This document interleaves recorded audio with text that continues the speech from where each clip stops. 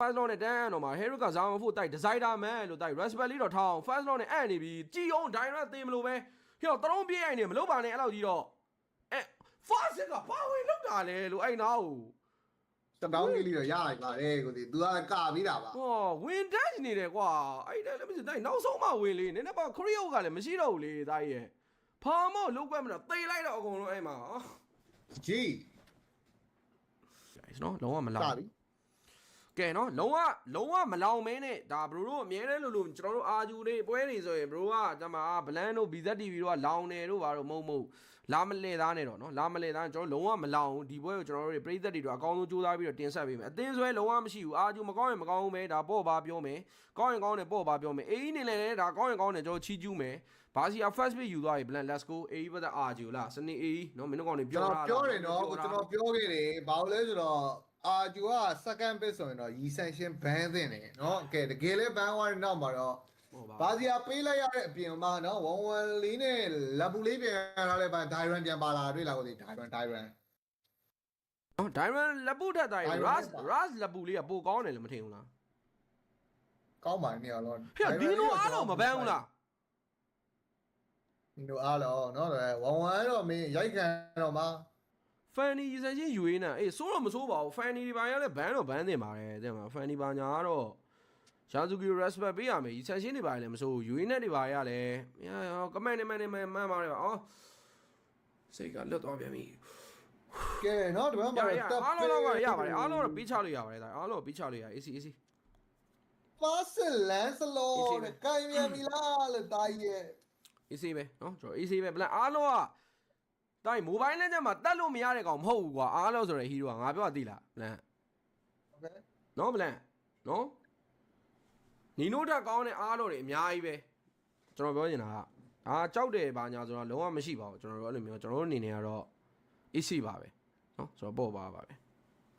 နော်ညီတို့ကဲအောက်မှာတော့ hacker ဘန်နာပြီထွက်မှာတော့ကတော့ကချာဘန်နာတယ်နားမလောင်းဒါမလောင်းအတန်လေးတုံလေးနည်းနည်းမြင့်သွားတာဗလန်ငါပြောတာသဘောပေါက်လားဗလန်နော်မှန်အတန်တုံလေးနည်းနည်းမြင့်သွားတာလို့အတန်တုံကနည်းနည်းလေးဟိုက်သွားတာပေါ့နော်ဒီကပရိသတ်တွေကိုအရန်တင်ဆက်ပေးခြင်းဆိုအရန်ကြီးသွားလို့ပေါ့နော်ဆိုတော့မလောင်သေးဘူးမလောင်သေးတာမဟုတ်မလောင်ဘူးဗျာနော်မလောင်ဘူး sorry ပဲနော်မင်းတို့လောင်တာကြည့်ကျင်တဲ့ညီကိုတွေနော် sorry ပါညီကိုစိတ်မကောင်းပါဘူးဒီနေ့နော်လောင်တာကြည့်ကျင်တဲ့ညီကိုတွေစိတ်မကောင်းပါဘူး guys နော်ပေါ့ပါပဲပေါ်ညာနဲ့ if တော့ less ban နေဘန်သွားပြီဆိုတော့ 4 pick RQ လိုအပ်နေတဲ့ Roma လေးပဲရင်ပြထားမလားဒါမှမဟုတ် range အတွက်မေးတွေပါထုတ်ထားမလား if ကတော့ ban လာဆိုတော့ကျွန်တော်ထင်တော့ဒီဘာစီယာရဲ့ဂျန်ဂလာဖြစ်သွားဖို့တော့ရာရင်တော့များတယ်ဗျဟောအောက်မှာမင်း comment နေမှာနော်ကိုစီကလောင်နေပြီလို့ပါတော့ဒီကောင်ကလာလှည့်စားနေမှာမလဲလှည့်စားနေတာဒါရန်နေတာ manipulate လုပ်နေငါ့ကို trick တွေလာလုပ်နေမယ် mind game တွေလာဆင်းနေကိုဒီကတော့လောင်နေပါပြီလို့ပါဘာကအာဖီကတော့ Harry ကိုင်းနေပြီနဲ့တူတယ်နော် Harry ပြတာပြီနော်ညီတို့နော်မျိုးလာလှည့်စားနေတယ်မှာငါ့လောင်ကိုဒီကဟိုမှာအောက်မှာကုန်းမကိုဒီကလောင်နေပြီရောက်ရေးမဲဒီယာ Harry များဖြစ်နေမလားမသိဘူးမဲဒီယာ Harry ဒီပွဲလုံးဝ entertain မရှိနော် entertain မရှိသားရတော့လာပွဲရောအကောင်းဆုံး catch ပေးမယ်ဒါပဲနော်လုံးဝမင်းတို့အတွက် entertain မရှိ Harry friend ကိုယာဘာမဖြူဒါ AC ပဲလက်ပူပါတယ်လား high လို့ပါတယ်ခေါင်းခေါက်လို့ရတယ်ဗလန်ပေါ့ပါပဲဘာစီယာအုပ်ပြီး friend ကိုဟိုဆွဲတဲ့တစ်ချက်တော့ကျွန်တော်တို့ဘက်ကသတိထားရမှာပေါ့ဗျာနော်ဖားစင်လန်ဆိုတော့ယုံလို့ရလောက်ပါတယ်ယုံကြည့်လို့ရတစ်ချက်ကြည့်ကြတာပေါ့ဗျာနော်ယုံကြည့်Rins မေးပါကန်လေချက်ကြည့်ကြတာပေါ့နော်ဖာဆာရှိမှလဲကျွန်တော်တွေ့ကြရပြီးပြီဖာဆာလေးတော်ကြိုက်တယ်ဒီပွဲငါတော့ဒီပွဲဗလန်တီးနာကြိုက်တယ်ဒါအော်ကင်မီလည်းကောင်းပါတယ်ဗလားကင်မီကောင်းပါတယ်နော်စပရီးလို့ရစတာလင်မင်းနေပါတယ်မစိုးဘူးလေနော်โอเคဆိုတော့ let's go ပါငါ့ကိုလှည့်စားနေသေးလားကွန်မန့်ကောင်းနေသေးလားမင်းသိလားဗလားရုပ်လေးဖော်လိုက်မလားဒီပွဲလေး line လေးတစ်ချက်ကြည့်ပါဦးလာတူပြအောင်ငါတို့အဓိကငါတို့ရဲ့မျက်နှာ expression တွေကိုငါပြနေတာကွာငါတို့လုံးဝမလောင်ဘူးဆိုတဲ့အကြောင်းဒီကောင်တွေသိသွားအောင်လို့ငါပြောချင်တာလို့ရုပ်လေးဖော်လိုက်လားဗလားဒီကောင်တွေငါတို့လှည့်သားလို့မရဘူးဗလား လေရုပ်လေးပေါ်လိုက်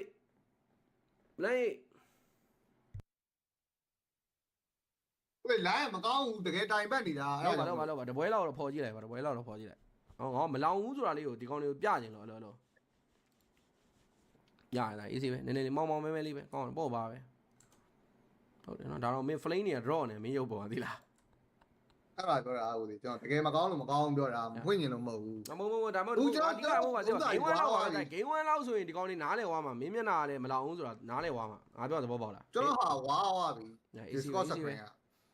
ကဲဆိုတော့ဒီဘက်မှာတော့Arlang အနေနဲ့တော့ Franco เนาะဒီဘက်မှာ Hijumizu ရှင်เนาะ AC ပဲဒီကကွာငါမင်းကိုရုပ်ဖော်သေးတယ်ဆိုတာ line မကောင်းမင်းမရုပ်ဖော်သေးတယ်ဒီကောင်လေးတိဝအောင်လို့ comment ကောင်နေမင်းမလောင်ဘူးဆိုတာဟုတ်တယ်မလားမလောင်ဘူးလား လောင် AC ပဲဒါပေါ်ပါပဲเนาะဒီဘွဲတော့ဒါ AC ကြည့်ရမယ်လားခုလောဆယ် Fab Black တွေဘာတွေတော့မ try သေးဘူးလားအော်လမ်းမှာတော့လက်ပုနဲ့ဟွာနဲ့တော့ဘိုင်ဝမ်တော့ကျွေးနေတယ်เนาะပေါ်လမ်းမှာတော့ RF ကအတိုက်တွန်းဖဲလိုက်လားကောင်းလေးဟေးနော် inspire timing နဲ့ဆိုတော့ RF လေးကိုတော့နည်းနည်းလေးထုထားတဲ့ဘိုင်းလေးတော့ရှိမယ်ဒီဘက်မှာ Yasuki နေနဲ့တော့ River Monster လေးကိုတော့ရအောင်တော့စားပေးထားနေပဲမှန်နေအောက်မှာလည်းအားလုံးနဲ့လက်ပုဆိုတော့နော်လက်ပုကနည်းနည်းလေးနေစားတော့နည်းနည်းချောင်သွားတယ်ဗျာတခြား off lane နေဆိုရင်တော့အဖြဲခံမှာအားလုံးနဲ့ကြတော့ ဟုတ်တယ်လွဲနေပြီဟုတ်တယ်လွဲနေပြီเนาะကျွန်တော်တို့ရာသေးတယ်လားပေါ့ပါပဲဆော့စိတ်ကိုတီးတီးငြိမ်ထားစိတ်ကိုလွတ်မချနိုင်နဲ့เนาะညီကိုတို့လားဒီပွဲရှုံးရင်လည်း play ရောတက်ဖို့မတက်ဖို့ကတော်တော်လေးကိုကွယ်ပြပေါ်သွားနိုင်တဲ့အနေထားဆိုတော့လေเนาะဆိုတော့အဲ့မှာတော့10မိနစ်လောက်ရှိတယ် Hiroki က0-0အဖြေမပေါ်သေးဘူး Fab Black တွေပါတော့အောင်လမ်းမှာ Franco နည်းနည်းမြတ်သွား drive ပြီးတော့ try မင်းလားမသိပဲမဟုတ်တွေကလွဲနေတယ်เนาะဟိုကတိုက်ပထမဆုံးတစ်ချောင်းလွဲတောက်လျှောက်လွဲပြီအဲ့ဟိုကအဲ့လိုဟုတ်ပြီကဲနော်ဒီဘက်မှာတော့ crop ပါညာစားလေဝတော့ရဇူရှင်းတစ်ကောင်နဲ့လေလိန်နေရတော့အစင်ပြောင်တော့ထိန်းလို့ရတယ်ကျွန်တော် first start လောက်မှပဲစကြည့်ရမှာ Lancelot Barzia ဆိုတော့ရတတယ်လေးကတော့ကျွန်တော်မြန်ဆိုင်ကြည့်ရဖို့တော့များတယ်ဗျဟုတ်တယ်ကတော့ခုတီတီကိုမထီသေးတာရောက်ရင်ပြောပြတာပါနော်ဟုတ်တယ်ကတော့ခုတီတီကိုမထီသေးတယ်အောက်မှာတော့ထွက်ပါနော်ကျွန်တော်တတယ်လေးကြည့်ရမှန်တယ်တီတီလေးရစာမှန်တယ်ဆိုတော့နော်အောက်လမ်းမှာတော့တာတယ်လေးကတော့စပေါ်တော့မယ်နော်ခုတီတီလည်းပဲ4တွေပါတွေတော့ fan နေတော့မယ်နော် Bloodian တွေပါတွေမရသေးဘူးဆိုတော့ Lancelot ကတော့ AC လူပေါက်လို့ရပါတယ်ဒါကြီးတော့ကဲ Fast မြင်နေရပြီ Diamond ရင်ဝင်ပေးမှာတိုက်စိတ်ကိုရှေ့ထားလန်နာဖလန်နဲ့တော့ကင်ဘောဝိုင်းမှာ Franco ဟိုဒီကြားမှာ Diamond တန်းပြတ်သွားFab Black ရအတိုင်း Lancelot တာတယ်လေးပဲ focus execution Hiroki တကောင်ပြန်ရမယ် Nino Finance လက်2 man နော်မ Fast လန်နာဖလန်ကြားမှာထပ်ပါတည်သွားရင်ဒါဘကေYasuki နဲ့တူပဲ Hiroki ကနှစ်ကောင်ပေးလိုက်ရတယ်မနော်တာတယ်လေးပါထပ်ပြီးတော့ပဲကျွန်တော်တို့ဆုံးရှုံးမှုတွေရာဂိုင်နှုန်းတော့များသွားပြီနော်သူတို့တော့ဖြတ်လိုက်တာသေးတယ်ပါဆယ်အနေနဲ့ E-dot ပါပေးလိုက်ရတယ် Hiroki က 3Z ဟာဒါဟေးဟာဒါကဲနော်ကျွန်တော်တယ်လေးပါပေးထားရရင်လည်း Radiant Slat လေးနဲ့တော့ကေးလေးတကောင်ပြန်ရလိုက်တယ်အဲ့ဘိုင်းလေးတော့မစိုးဘူးနော်အဲ့မှာတော့အဲ့ဒါဆိုးသွားပြီအပေါ်လမ်းမှာတော့တွိုင်းဖြတ်ကိုက်ခံလိုက်ရတယ်နီနိုလေးပြန်ရမလား Flicker ခုံရတယ်နီနိုကစောကြီးတဲ့သေးရမယ်ကောင်နော်တကောင်မသေးသေးဘူးနော် Flicker နဲ့ပဲခုံရှောင်သွားတော့ကဲ first start နဲ့ပြီးလိုက်ရတယ်ပေါ်မှာလည်းဟိုဂိုးလေးကသေသွားဆို Hiroki 4កောင်တစ်ကောင် trade ထားတဲ့အနေထားမျိုးတက်တယ်လည်းမရလိုက်ဘူးနောက်က3မိနစ်ကို2000တော့စတော့ပြတ်သွားပြီချင်းမကောင်းများချစ်တဲ့ fast set အသက်ပါသွားတာနော်တက်တယ်တော့မရလိုက်ရဒါတက်တယ် first start တွေဆိုတာအဲ့လိုမျိုးတင်းဆောင်နေရှိပါတယ်ဒါကြီး first start တွေအဖြစ်မဟုတ်ဘူးလေနော်ငါပြောတာဟာလားအဲ့မီယာကိုတော်မှမင်း RG2 ကနေနော်သနာပါတယ်မင်း play ရောတက်စီကျင်သေးတာ Freya ဟိုFreya မြင်နေဟိုsorry ဟိုမီယာကိုကဟိုပေါ့လေဒါကြီးတဲ့မှာဒါနဲ့မကောင်းတဲ့လို့ပေးထားတယ်ဖြစ်နေကျင်နာတတ်ပါတယ်ဗောကျင်နာတတ်ပါဟောပါဝါပြန်ပြီဟိအောင်ကြီးတေးပြီလားမသိဘူး E-dot Gloria ပောက်ဝေး Lana Flame နဲ့ကင်မောက်သွားတယ်တက်နေတာမသေးဘူးဗျဟာပြတ်သေးတာလားမပြတ်ဘူးမတလိုက်လေကြီးတာဟိုင်းလို့ယူတာလကားမမဟုတ်တာအဲ့မှာပိုဆိုးတာ rain မှာတေးမနှစ်ကောင်လုံးအားလုံးဝင်လုံးဝိုင်းနေပဲတော့မ E-dot ပါ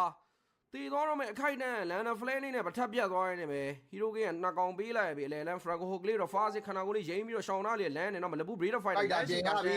Franco Bloodian ကြီးနဲ့ကင်ဝိုင်းနေမနောက်ဆုံးမှာ Diamond ပြန်มาတေးသွားနေမယ် Nino ကလည်းသွေးတစ်စက်နဲ့ဝင်လုံးနေ Fast တကောင်မထက်လိုချင်နေတာ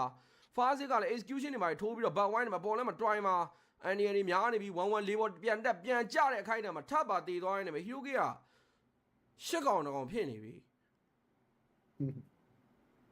4မိနစ်ကိုတော့3500ပဲပြတ်တာပါတိတ်မပြတ်ပါဘူးပွဲမင်းကောင်နေဘာတွေလုံးနေမှန်းမသိဘူးသိလားမင်း play ရောလည်းမတက်ချင်တဲ့ပုံစံမပေါ်ဘူးဆော့ရင်လည်းဆော့မနေနဲ့တော့ မင်းတကယ်ဟာတာလို့ညီနေကလွဲပြီးဘာမှမတတ်နိုင်ဘူးဆိုတာမင်းတို့ ဘေးနားမှာရောက်နေတာဘေးနားမှာရန်ဖြစ်နေရလားမသိဘူးဟိုဘက်မှာရန်ဖြစ်နေတယ်တို့တယ် sorry အတန်လုံးဝပြန်ကြားတာငါမဟုတ်တော့ငါမဟုတ်ဘူးနော်ဟုတ်တယ်နော်ကဲတော့ညီနေကလွဲပြီးတော့ဘာမှမတတ်နိုင်ဘူးဆိုတော့မင်းထုံးရဲ့စကားကိုအခုမှပဲတေချာပေါက်နားလဲဟွာနော်တကယ်ပါရပါတယ်မင်းထုံးရဲ့အဲ့ညီနေကလွဲပြီးဘာမှမတတ်နိုင်ဘူးဆိုတော့ဒါမျိုးဟုတ်မဟုတ်ပါဘူး AC ပါတိုင်း9မိနစ်ကိုနောက်က4000ပဲပြတ်သေးတယ်လိုက်ရင်မိသေးတယ်ဒါကြီး AC ပဲနော်ဆူရှင်းနေတော့ glowing one ချောင်းတော့ထပ်တော့ပါလာပြီတတဲ့နှစ်ခါပေးပြီးတော့81နဲ့ကတော့9မိနစ်နောက်က4000ပြတ်နေတဲ့ပွဲရတော့အာဒီတော့ကတော့တော်တော်ကြီးခက်ခဲဆော့ရမယ်ပွဲတစ်ပွဲလို့ပြောရမယ်ဗျာမလောင်းဒါမလဲသားနေတာကဲအဲ့မှာတော့ Harris Zama 4 E dot တန်းပြောက်ဝိုင်းနေပဲเนาะလမ်းရှောင်းတဲ့ပုံစံလေးနည်းငယ်တော့မားနေတယ်030 Franco ဟိုထဲမှာပါဝိုင်းနေပါ Bloody မှာကြိုက်ထားတဲ့ Diamond မှာထပ်သည် all of finals လက်2 man ဘာလိုင်းနဲ့ကောင်တွေပါဝင်ရတဲ့အဲ့အားလုံးဘန်းလို့ပြောနေတာအဲ့ခတ်ချူဆိုတဲ့ကောင်လေအုံနောက်ကမပါဘူးဟိုမှာဘာမှလုံးလို့မရ traffic မှာကလေးကွာနှိမ့်နေတာကွာငါပြောနေတာသိရမလားဗလန်အဲ့အားလုံးဘန်းယူရင်းကဖြည့်ရှင်းလို့ရတယ်နီနိုအားလုံးကမရဘူးလို့ဒီလောက်ပြောနေကိစ္စ505တယ်မင်းဘာမှလုံးမရဘူးအဲ့အားလုံးယူပြောနေတဲ့ကိစ္စကို6မိနစ်6000မှာ traffic မှာကလေးကွာဖြည့်ကပေါ်နေပြီပြောနေတာဒီအားလုံးယူဒီလောက်ကောင်းနေတာသိရသားနဲ့လည်းမဘန်းဘူးမတက်နဲ့တော့ play off ကဟောကောင်းနေပါကြိုက်လာပြီအောင်ကြီးမတတ်တော့ဒီဘက်ရှော့ရင်တော့တေချာပေါက်တေချာဝါပြီဘလို့ play off မတတ်တော့ဆောက်တလွဲတွေကြီးဆော့နေတာမယ်ကြက်မပြည့်ဘူးလားမသိဘူးအဲ့ခက်ကျူဆိုတဲ့ကောင်လဲရွှေနက်ကဖြည့်ရှင်းလို့ရတယ်အဲ့အားလုံးကမရဘူးကိုဘက်ကကောင်တွေကြီးလိုက်လဲအများနဲ့ဖမ်းကန်နေရတဲ့ကောင်တွေချစော်လည်းမချတဲ့ဘူးပြေးစော်လည်းမပြေးတဲ့ဘူးဖမ်းစော်လည်းမဖမ်းတဲ့ဘူးဆိုတော့အားကြောင့်ဟိုဘက်ကကောင်တွေဖမ်းတဲ့ကောင်တွေသွားပြီးတော့တီးခံနေရပြီရှင်းလေးတွေtraffic ကဘက်ပါထိုက်ပြီဗျာအဲ့ပါဝါပြန်ပြီဟုတ်ကဲ့လန်ဒဖလက်ဖမ်းမဲ့ကောင်လေးကြီးပေးလိုက်တာကွာငါပြောတာရှင်းငါဟိုင်လော4 bit ထုတ်တာပါတဲ့နော်ဖရန်ကိုကမင်းအကြိုက်ပဲနော်အကောင်ကြီးကကြီးနေတော့မင်းဘလို့မှရှောင်မရဘူးဂျိတ်ကိုနောက်ဆုံးတက်တယ်ပါပြီးရပြီဒီပုံစံတိုင်းဆိုရင်တော့73ကောင်တကောင်နဲ့ဘလက်ဟာ9မိနစ်တောက်က6000ဘလို့သွားဆော့မလဲဒီပွဲကို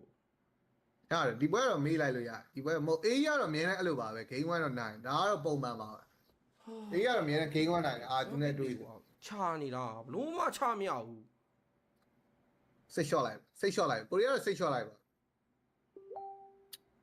မဖြစ်နိုင်တာတွေကိုတော့အရင်တောင်းတာတော့မျိုးလေးနဲ့နည်းမင်းကြည့်လဲမင်းဒီအသင်းကမနိုင်ဘူးဆိုလဲမနိုင်ဘူး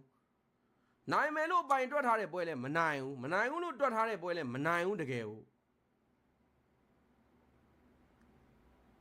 နည်းနည်းလေးကိုမင်းဟိအောင်ရေးတင်းဆောင်မခံဘူးဒီအသင်းကခေါင်းနေပါကြိုက်လာပြီ9မိနစ်8000လေးပါဖြစ်ကုန်တာဟဲ့အောင်ကြီးနော်တော်သေးတာဗောရှုံးရင်ပလေးရောမတက်မဲ့ပွဲမို့လို့ပဲမင်းတို့ကရှုံးလို့ရှိရင်ဒီဇိုင်နာမက်ကဖြစ်နေပြီဒီဇိုင်နာမက်ဖြစ်နေလို့အားလေးမြန်နည်းနည်းစိုက်ဆော့မလားလား drop it တွေကိုတေချာလေး drop it မလားလို့မင်းပိုသိုးနေတယ်ရှေ့ရပွဲတွေထက်10မိနစ်ကို9000ပြတ်နေပါတယ်တဲ့နော်ဒီပွဲအားဆိုင်ရမယ့်ပွဲမို့လို့ပဲဟဲ့အောင်ကြီးဟုတ်တကယ်ဟုတ်လားဒီပွဲလေးတော့အားစားလိုက်တော့လေဒီပွဲပြီးလို့ရှိရင်လေထွက်ရတော့မှာပလီယောမတက်ဖို့ရိုင်းလို့များသွားတယ်ဒါရင်လည်းသိမဲ့ပုံလည်းမသိရသားနဲ့လုံနေတာကွာတက်ကြီးဖားစစ်ကိုပြန်ခေါ်တာပါတဲ့0-0တဲ့နော်တကယ်ကောင်းတယ်ဟောဟိအောင်ကြီးခြုံစစ်တာlevel 2နဲ့စစ်တာရအောင်ဟုတ်တယ်နော်မင်းကိုဘက်ကကောင်နေစစ်ခိုင်းမှုများမင်းသူခြုံ level 2နဲ့လမ်းစစ်ပါဝါပြန်ပြီလို့အဲ့ Franco ဟိုကြီးကလည်းမမိနေလိုက်တော့ရအောင်ဤတော့သေးတာပေါ့ပြက်နေအောင်မြည်သေးတယ်စက်ကူတော့စက်ကူကမှမိုင်းကေးတကောင်တော့ကန်ကောင်းလို့ရတာအဲ့ဗတ်တယ်အဲ့ဟီရိုအဲ့ကေးကလပူသွားတက်ပေးတာလို့တတ်တဲ့အပြီးလေးမှာမဟုတ်ရင်မင်းဒီချိန်ကြီးဥကွဲအောင်မှာမဟုတ်မင်းတကယ်ပြောတာမင်းလာတာယူပြီးတော့သိလားမင်းအားလည်းမနာဘူးပြိသက်တွေကိုဟုတ်ပြီနီနိုဟောဘာဝါလောက်တာအဲ့နေအောင်ဘာဝါလောက်တာလဲဖဲလေမင်းလုံးဝမိမိပိုင်ဖမ်းတာမဟုတ်ဘူးကမင်း final slot ကို flicker နဲ့ခုံရိုင်းလိုက်ရင်3កောင်လောက်ကပြုတ်ခနဲပါတာအောင်မင်းကဲ first slot လို့ရုံမင်းเนาะ mega sheet က3လမ်းလုံးမကြံတော့ဘူးเนาะနေတာပါသွားပြန်ပြီမင်းအဲ့မြင်းတစ်ပိုင်းလူတစ်ပိုင်းဆိုတဲ့ကောင်မင်းမရှောင်တတ်ဘူးရအောင်ကြီးဟုတ်ကိုမတူကြည့်တော့050တယ်မင်းအဲ့မှာ ပြန်ကောက်ပါတယ်ဒီတင်းနော်တော်သေးရပါဘူးနော်အားဆက်ရမယ်ပွဲမှုလို့ ပြော့ဖက်နေတာပဲအာလူကျော်ရေးစိန်ထားတဲ့အတိုင်းပဲမင်းအီဒေါတို့အဲ့ဟိုင်းလိုကတော့ ကဲ ကြောက်ဘရောင်းအာလူကျော်ရေးစိန်ထားတဲ့အတိုင်းပဲဗျာဒီမှာပြော့ဖက်နေတာပဲဘာမှလုပ်မရဘူး တော့တ အာ တာ လူကျော်မင်းကြောက်ဘရောင်းအာလူကျော်ရေးစိန်ထားတာမှမာနေဦးမယ်မင်းသူ့ဟိုင်းလိုကပြော့မင်းတော်တော်အဲ့ထက်ကိုပြော့တယ် ဒီပွဲရကြတော့လေမင်းကွာနော်တစ်ဖက်သက်မဟုတ်ငါ6နဲ့8ဖက်သက်လောက်ဆန်သွားပြီအဲ့ရုံမဲ first law နဲ့ဟာလုံးမရတော့ ဒိုင်မွန်ကိုကကျွန်တော်တပည့် 11 k တကောင်ယူကြမယ်ဒီနေ့တပည့် 11 k နေအောင်တကယ်ကိုမိုက်စားကြီးတွေပါပဲ ဘာကင်းတော့ နေဆက်စီဆိုရဲ sk တက်နဲ့လာပြီးတော့လေလာနဲ့တာမို့တို့ကဒီ event ရဲ့အဓိကဇက်လိုက်နေနဲ့ပါဝင်လာကြမှာပါလေလာရဲ့ beacon sk ဆိုလို့ရှိရင်လေပေါ်မှာပြန်နေတဲ့အမြောက်ကြီးနဲ့ ကြီးတော့ဦးသားကြီးတကယ်စိတ်ညစ်သွားပြီသားကြီးတကယ်မင်းစိတ်ကိုရှော့မင်းဘလို့ရှော့မရတာလို့မင်းစိတ်ရှော့ထားလေဒီတဲ့ဒီလောက်ပဲမင်း ကဲတက်လာပြီဗျာလောကလည်းအပေါ်မှာလာနေပြီဘာနဲ့ကာမလဲ ကင်မီရော့ကတ်ဘာစီယာရိုလင်းယာဇူကီလောနေအမေကပေးရပြီ first law ပဲရှိသေးတယ်မင်းအဲ့နီနိုကြည့်တိုင်းရိုက်ပြပါလိမ့်မယ်တပြုတ်လိုက်ကြီးအဲ့အားလို့ယူပေးချင်ဆိုပြီးဟိုကမင်းရိုက်တာမင်းလန်ဒန်ဖလက်အီဒေါဖရန်ကိုဟိုကလေးလွဲသွားတယ်တော်သေးတာပေါ့ကွာဟဲရစ်ကဇာမန်ဖို့တခါလေးခင်းပြီးသားဒိုင်မန်လပူဘရီလိုက်ဖာတာနဲ့ဆော်တလွဲလုံနေပြီအော်ရေဒင်းစလက်ဒီပိုင်းနဲ့တော့ကာထားသေးတယ်ဗျာမင်းသူပါပေါ့ဖာစစ်ကမင်းဒီတပွဲလို့လုံးကွက်မထွက်အာဟိုကပါဝါပြန်ပြီအီဒေါပဲရောက်ရေးမင်းမနေနဲ့မင်းအဲ့မှာအားလုံး final ဆက်ကြမှာ range မှာ flicker ခုံလိုက်ရတယ်